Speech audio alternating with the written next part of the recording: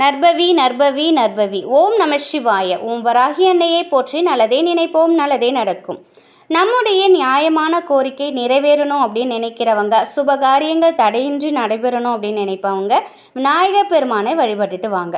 விநாயகர் பெருமானை வழிபடும் போது சில சூட்சமமான பரிகாரங்களை செய்தோம் அப்படின்னா கண்டிப்பான முறையில் நம்முடைய வேண்டுதல்கள் 21 நாட்களில் நிச்சயமாக நிறைவேறும். அது என்னங்கிறது தான் இந்த பதிவில் பார்க்க போகிறோம்.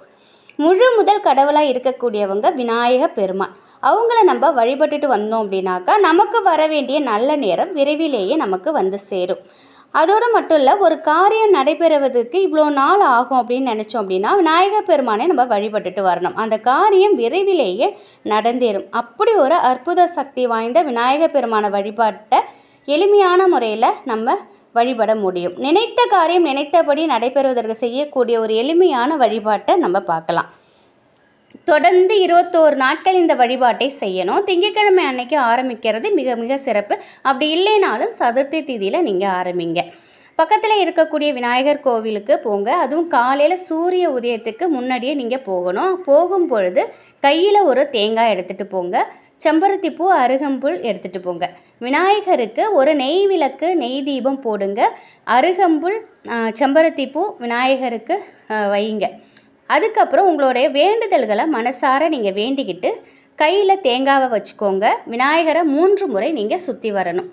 ஓம் சர்வ சக்கர டம் டம் ஸ்வாகா, ஓம் சர்வ சக்கர டம் டம் ஸ்வாகா, ஓம் சர்வ சக்கர டம் டம் ஸ்வாகா. இந்த மந்திரத்தை 3 முறை சொல்லிவிட்டு அந்த சதர் தேங்காயை உடைச்சிடுங்க.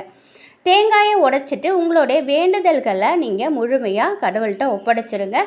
1000 கோரிக்கைகள் இருந்தாலும் ஒரு கோரிக்கைகளை வச்சு நீங்கள் முதல்ல வேண்டிக்கோங்க. அது நிறைவேறினதுக்கு அப்புறம் பிறகு மற்ற கோரிக்கைகளை நீங்கள் வைக்கலாம். விநாயகர் பெருமானை 21 நாட்கள் தொடர்ந்து வழிபட்டு இந்த மந்திரம் கூறி சிதறு தேங்காய் உடைத்து வழிபடணும். நினைத்த காரியம் நடைபெறும். நிச்சயமாக 21 நாட்களில் நீங்கள் நினைத்த காரியம் நடைபெறும். நீங்கள் நினைச்ச காரியம் நடந்ததுக்கப்புறம் விநாயகர் பெருமானுக்கு வஸ்திரம் வாங்கி கொடுங்க. அபிஷேகத்திற்கு பொருட்களையும் உங்களால் முடிந்ததை வாங்கி கொடுங்க. அதோடு மட்டும் இல்லை, நெய்வேத்தியமாக சக்கரை பொங்கல் வச்சு படைச்சி அங்கே வரக்கூடிய பக்தர்களுக்கு தானமாக நீங்கள் கொடுக்கணும். மிகவும் எளிமையான அதே சமயம் சக்தி வாய்ந்த இந்த வழிபாட்டு முறையை முழு நம்பிக்கையோடு செய்து பாருங்கள். விநாயகர் பெருமானின் அருளால் நீங்கள் நினைத்தது கேட்டது நிச்சயமாக நடக்கும். 21 நாட்களில் நடக்கும். முழு நம்பிக்கையோடு செய்து பாருங்கள், முழு பலன் கிடைக்கும். இந்த ஒரு தகவல் உங்களுக்கு பயனுள்ளதாக இருக்கும் அப்படின்னு நம்புகிறேன். வராகி அம்மனின் அருளோடு எப்பொழுதும் உங்கள் வீட்டில் சந்தோஷமும் செல்வ செழிப்பும் ஆரோக்கியமும் நிலைத்திருக்கட்டும். நன்றி.